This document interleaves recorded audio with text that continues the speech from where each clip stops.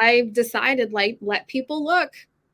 Yeah. They're not a part of my life. They have no room to say anything to me.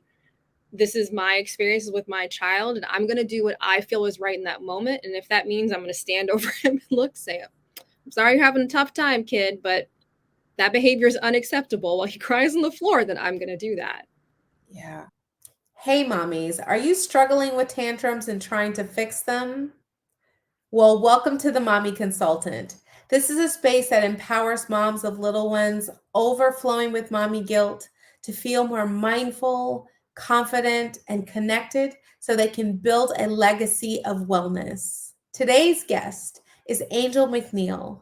She is a licensed therapist and she is passionate about helping trauma survivors find healing and reclaim their power. Now, outside of therapy, she loves to be outdoors and do crafting and spending time with her family. Her private practice is located in Winter Park, Florida. And let's welcome Angel. Hi, Angel. Hi. Thank Hey. you for having me. Of course, of course. So Angel and I actually have known each other for probably almost 10 years. Maybe a Um, little. yes, a little longer than that. So yeah, we went to the same counseling program, and so it's just over the years, it's just life happens, and we just continue to just kind of change and grow. So, well, we're gonna start this conversation kind of like in a different way. We're gonna do like a little bit of a visualization exercise, if you're up for it. I'm always up for that. Okay. Okay. All right, good. All right. All right, so you're gonna close your eyes and feel free to ground yourself. I usually sometimes put my hand on my heart. You can put it anywhere you want. And just closing your eyes. We're gonna take a deep breath in and a breath out. Again, deep breath in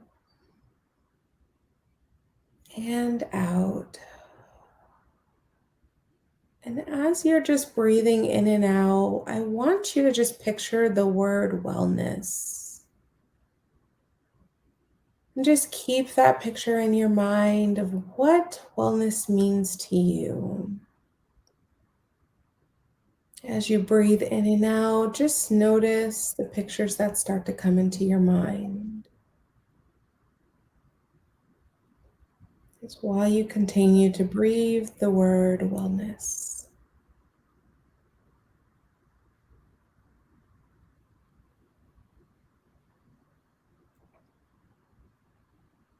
We're just going to take another breath in and out. And whenever you're ready, you can open your eyes. All right. So, were you able to visualize anything with that? Oh, yeah. And, it's really interesting because I think that my understanding of wellness has really changed since having a child, a small Okay. child, right? Because I don't have the free time that I used to have.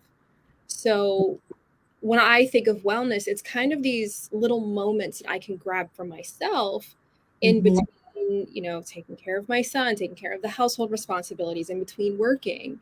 Um, I had this picture of sitting on my back porch. I have like one of those infinity chairs, that kind of, I don't know, float in it or something. But just in that chair, watching the wind in the trees and having this quiet moment. It was only a few minutes, before my little one came outside or before I had to jump up and go into the kitchen. But just Yeah. having that moment, like collecting myself, I think really helps. Yeah. So it's like for you, it's kind of more of like the really small moments that kind of get you through like being a mom. Yeah, because I have a 3-year-old and a very There. excited, energetic, rambunctious 3-year-old. So he is always doing something Yeah. that, my day doesn't really end until he goes to bed. And then sometimes he doesn't go to bed till 9, 10 o'clock at night, Yeah. you know? Which is like so typical of like our toddlers, I think that's one thing is that somehow we expect like someone who's only been on the earth for 3 years to somehow like get it, like Yeah. how we get sleep and get everything. And so, yeah, I mean, he's just having his own little journey too at like 3. Mhm. Oh, So, yeah. yeah. Well, why don't you just tell me a little bit about your journey of being a mom? We talk about that a lot as like there's always this journey, and the journey doesn't start, necessarily when you become a mom. The journey sometimes starts before that. And what are maybe some of the high and the low points that you're noticing, as a mom? Definitely one of the high points is like kids just bring this like kind of awe about the world, right? Mhm. Like there's nothing more joyful in my opinion than seeing a little kid like taste ice cream for the first time. Or like I just recently introduced my son to water balloons and it was like you'd have thought Jesus came back. He was just so happy to just go, wow, bombs away with this water balloons. So Yeah. when I'm seeing him have such joy over these things that I think are, small, it's like, Yeah. oh yeah, this is fun. It makes me feel excited. It makes me feel energized by what he's getting to experience. And then, of course, the low points are that he's in that age where he is really testing every single boundary that he comes across. Yeah. So there's a lot of bump you, mom. I'm gonna do what I want kind of energy coming from him right now. So it is exhausting and draining trying to constantly emotionally regulate a child. And I'm like, Yeah. I got my own stuff to deal with. And then, you got to be there for your kid. Yeah. I know I answered your question, but It really did. I mean, I think like I love how your high points, it's like I could even imagine like your high points probably then turn into your low points. So like the high point is like, oh, I have this like balloon, and I'm like, oh my gosh, yes. And the next thing you know, like the balloon, something happens with the balloon, and then they're like on the floor with the tantrum. oh yeah. And then you're like, how do I navigate that? And I think like what advice would you give like to a mom who is struggling through that? Like there's these high points and the low points for the tantrums for the 3-year-olds. What would you tell that mom, who's going through the same thing? I would probably say be very patient with yourself, right? Like Okay. I think a lot of moms have this idea of how we're all supposed to be. Like we think about how we don't want to be with our kids. We think about how we do want to be. And a lot of times when we don't fit that sort of picture perfect mold, that's where that mom guilt comes in, that stress. Am I doing it right? And I think for me personally, one of the hardest things was accepting that I'm not going to get it right all the time. Sometimes I will mess up, Yeah. but that doesn't mean I can't repair the situation. I can't show my child like, yeah, mommy's not perfect. Here's how here's how I try to be better and let me help you try to be better. So it's just I think being patient with yourself that those tantrums are hard. You're going to get mad sometimes and you're going to want to do anything but have to deal with a screaming 3-year-old. But that doesn't mean you don't love your child. Like that's normal stuff. It's hard. So any chance that you can give yourself a little bit of grace, I think is really important. Yeah. Yeah. And I think like I love that you brought in like patience. And I Mhm. think I could imagine a mom watching this and she's like, well, how do I do that? Like how like I can't be patient. Like how do I be, if I'm gonna be patient with him, then how do I do that with myself? And so what would you recommend? Like what does that patience look like? So I think it starts with taking a breath, right? Like there might be that moment where your kid's freaking out, throwing that tantrum on the floor. And as long as they're in a safe environment, if you need to just take a minute and literally breathe before you address that child, do that, Yeah. as long as they're not hurting themselves. And I usually have something that I try to tell myself in those moments where it's like, okay, this is going to pass, Okay. or this is part of his process. Like he's figuring it out, right? Part of that tantrum is him understanding his own emotions and he's not completely in control of himself, right? Hmm. So I take that breath. I make sure that he's fine. If I have to step away from him, I will absolutely to make sure that I don't let my own emotions overtake me in that minute. I Yeah. think taking a breath is probably the biggest step. Yeah. And self-talk is a huge Yeah. one. Okay. Talking to yourself in a kind and gentle way. Like, I'm trying. I'm not going to get this right. I'm doing my best and I'm acting out of love for my child, or whatever that might look like that makes sense for you. So Mm-hmm. you bring that emotional arousal down. Yeah. Yeah. And I think people don't understand there's research behind that like our breath and the oxygen that comes through, that it's actually regulating our bodies. And it's almost like we need to use the skills and the things that we have like within us. So like our body is there, like it's our first, and I imagine when you're talking about like throwing that tantrum in the grocery store, like this comes up a lot with moms, like being in public and being embarrassed that your child is on the floor and you don't have anything around you, you have nothing in your hand, you're trying to grab something, but what you're talking about is using your resources that we already have within us. Yeah. And I think that that's powerful. And I think sometimes we don't know what that might look like, or we maybe need to practice that. I just wanted to comment too. You're bringing up that example of that tantrum child on the floor in the grocery store, right? I think I just had that last week. Just yeah, we've all been there, and everybody's looking like they're like, "What are you going to do? What are you going to do with your child?" And I've developed this kind of attitude of like, sorry, everyone who has had a child knows exactly what this is like. I am not the first mother or parent to go through where my child is just flat out deciding he is going to act completely crazy in that moment. Yeah. And I think it becomes really important to remind yourself, like, this is normal stuff. And you're definitely not the first person to experience this. Like, take some of the shame out of it. It's not about that you're not a good enough parent. You can be the perfect parent. You're still going to have a screaming child on the floor because he didn't get the banana he wanted, or God forbid, if I cut my kid's banana in half, it's the end of the world. So I've decided, like, let people look.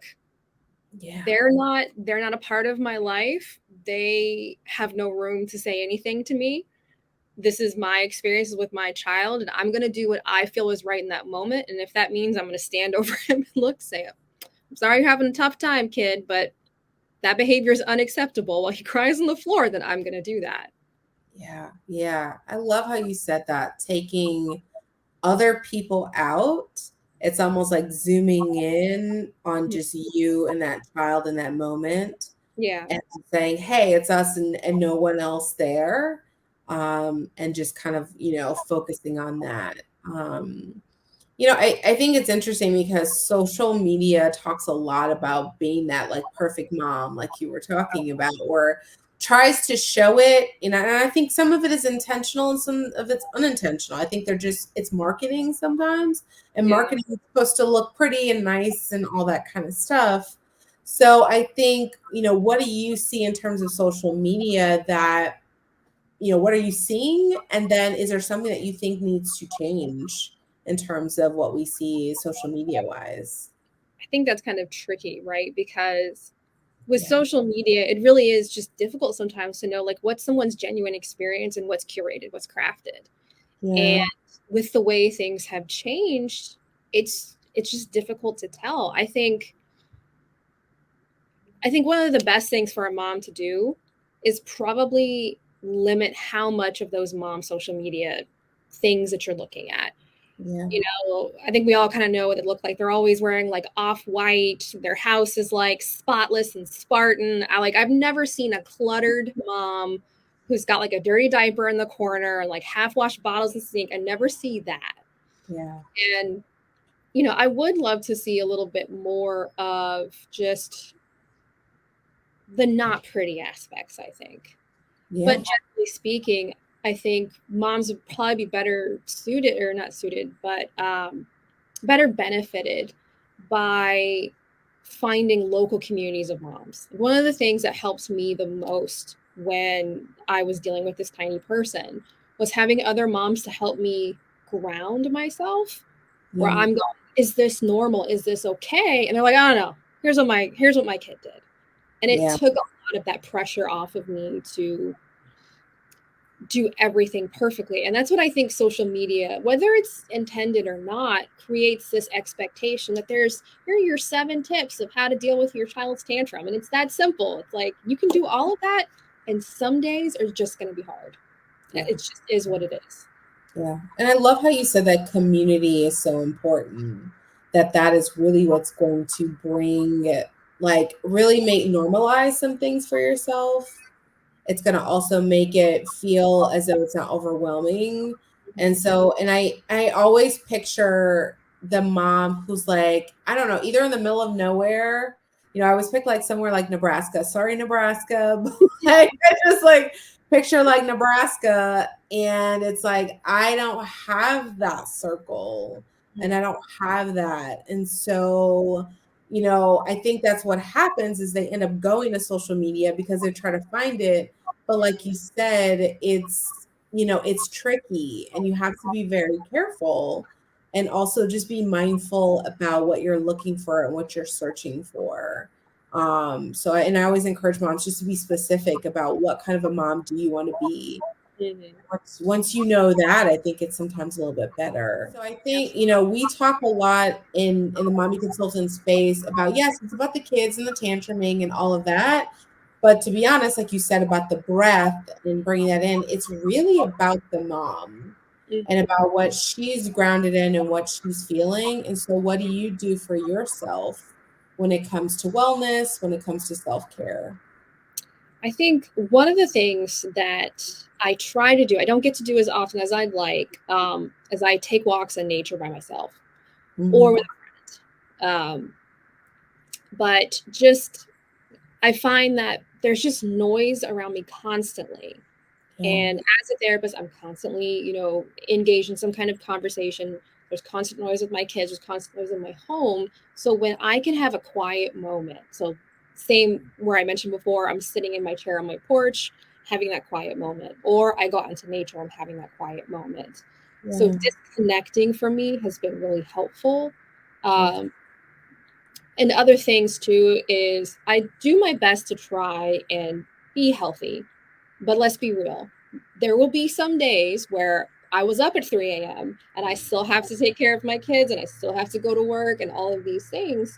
So I have these kind of like grace periods where it's like, okay, today is a non-healthy food day because it's going to cost me less in terms of my personal resources to get fast food today than it is to stress about the fact that I'm exhausted and I don't want to cook and all of those things. So a lot of that is that dialogue with myself of it doesn't have to be perfect. I do my best. And as long as I'm doing my best, I'll forgive myself for the days where I feel like I'm not as good as I could be. And who knows, honestly, I think there are days where maybe your best looks a little different depending on how you're feeling that day. My best one may be I didn't scream at my child. I got him outside and I ate a hamburger for dinner. Okay. It's true. It's true. It's so true that like sometimes that's not your best is going to look different. And I think like, I don't know about you, but I had all these intentions about food, like what to do for food very early on. My mom was a vegetarian as a child. And so I was like, oh, I want to do all these vegetables and I want to like, put them in the blender, and that lasted like a week. So yeah, so I feel you on that food. Sometimes it might be different, for you. So with my son, it's kind of the same thing where it's like the only thing he wants to eat is like these little like, prepackaged muffins that maybe not the best thing in the world. But he'll eat the heck out of any fruit I give him and bacon. For whatever reason, those are like his favorite things. And so I said, okay, at least he's getting some protein. He's getting some fats. He's getting micronutrients from the fruit. No, he won't eat broccoli, but we will work up to there one day. And I have to ground myself and looking at him and seeing, is he okay? Is he putting on weight okay? Is he playful? Is he crankier than usual? And those kinds of check-ins, I go, okay, he's all right. Yeah. Like he's not dying. It's all right if he doesn't get the broccoli spinach pancake that I thought I was going to make him today or whatever. Like he's okay. Yeah. Yeah. And I think like that self-talk, and I love that you're talking about that, because I think as being mindful, and I think we're both therapists, so we think about that. It's just being mindful about the self-talk that keeps coming through your mind, and then how to navigate that, how to speak to yourself like a more, gentle way is Mhm. what's most important. Absolutely. Yeah. Well, one of the things that we talk a lot about is more of like this idea of generational wellness. Hmm. So kind of like passing down like what wellness looks like. And so I want you to kind of just think about maybe your experience with like your mom, and then the experience that you're kind of moving on into yourself as a mom, and what does that look like? Mm, that's an interesting one. I think it's interesting because my mother is like the mom. She was like suited to this in a way that I have struggled with. Um, where when I was 18, like I just said I was never gonna have kids. And then like Mhm, my hormones kicked in one day. I was like, oh, maybe that'd be nice. My mom was always just naturally very good at playing with kids, at being mhm. very child focused, where for me it's still such a struggle sometimes. So in a lot of ways, she kind of models for me like how to be present with my kids so Okay. that I'm I guess I'm trying to create memories with them that mimic a lot of the memories I have with my mom. We have all these funny memories, and I Yeah. want my kids to be able to have that same thing. And I think a lot of that consideration that my mom showed me and my brother when we were growing up are things that I would like to see happen for my kids as well, where they think about how they're impacting people and they find joy in being able to do things with other people and giving in this way that my mom was always so good at. That Yeah. again, I was like, this is so stressful, but okay, I'm gonna Yeah, try. it's how do you do that? And and I think like that's really interesting. It's like the vision of your mom, like, and what the experience you had, you want to replicate that.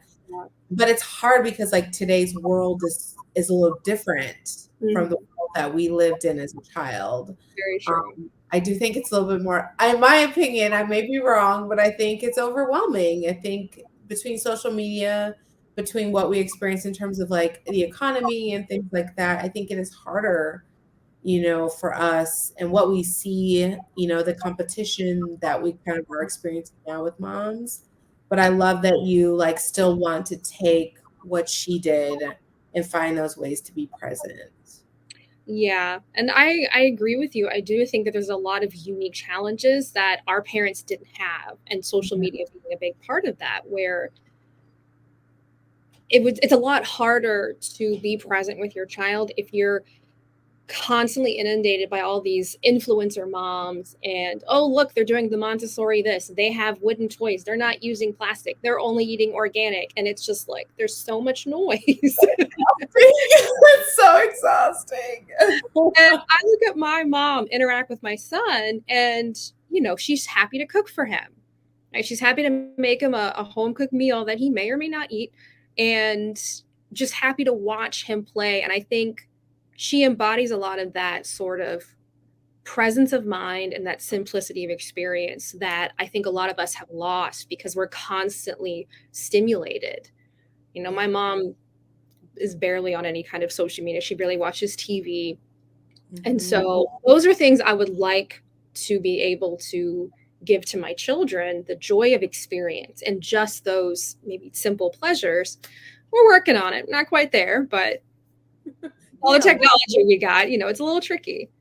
Yeah, I was wondering, I was like, what do you think holds you back from that simplicity, and that in some ways it's like them like that minimalism, Mhm. kind of concepts. So what holds you back sometimes from doing that Mhm. minimalistic or simplistic way? I honestly think time is a big one. You know, Yeah. it's very difficult when you are a working mother. There's a lot of balancing that has to happen. And I'm fortunate in that I do own my own practice. So I'm very fortunate that I don't have to work as much or as far away from Yeah. my family.